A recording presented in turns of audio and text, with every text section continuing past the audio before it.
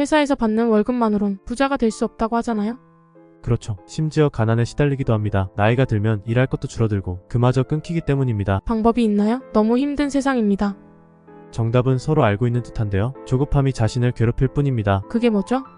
아주 간단합니다. 세계 경제는 10년에서 15년 주기를 가져요. 대체로 지금은 불경기이고 일자리도 줄어들어 있어요. 집값이야 거의 반토막난 지역도 있답니다. 맞아요. 고통스러워요.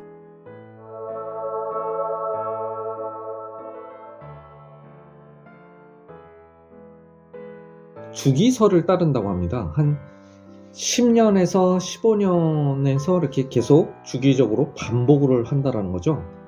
어느 때는 호황기였다가 그러다가 어느 때는 갑자기 불황기가 된다는 거죠.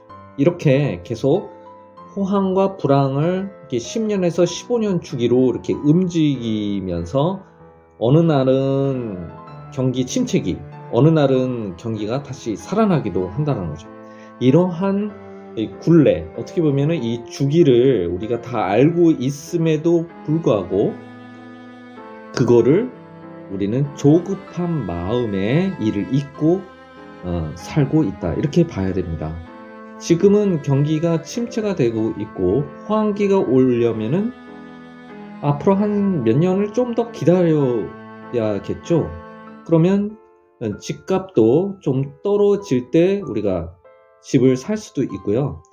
다음에 그 주가도 좀 폭락 또는 좀 하강, 하륙, 그러니까 내리막을 이렇게 가고 있을 때 우리가 주식을 매수하면 됩니다. 그리고 우리는 기다리기만 하면 되죠.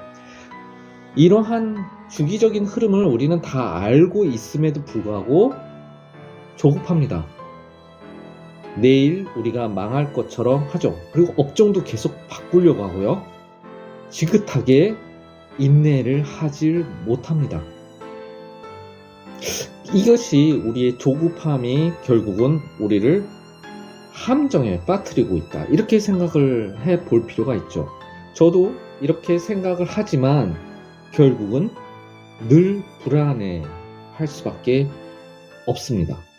그것이 바로 우리의 모습인데 결국은 2024년에서 2028년 요 사이는 주가도 이렇게 평행하게 가끔 어떤 종목은 오르기도 하겠죠.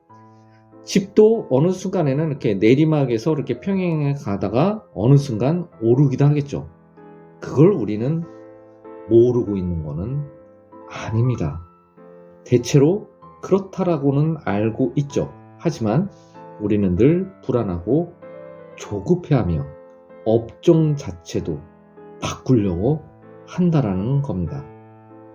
주기설, 그렇지만 우리 앞서 있는 경제적인 심리, 어떻게 보면 우리는 이론보다는 경제적 심리에 의해서 우리의 삶이 움직이고 있는지도 모릅니다. 하지만 이렇게 지속되지는 않는다. 또 주기적으로 경제적으로 반드시 호황기가 온다. 좀 지나면 큰손들이 값싼 집과 주가가 많이 떨어진 주식들을 매수할 것이다. 그러고 나서 주가 등이 오르락내리락 하지만 기다릴 것이다. 그런데 이를 알면서도 그게 잘 되지 않고 견디기가 어려워 삶을 쉽게 놓아버리거나 절망 속에 살아간다. 나도 그렇다. 머리로는 알면서도 말이다.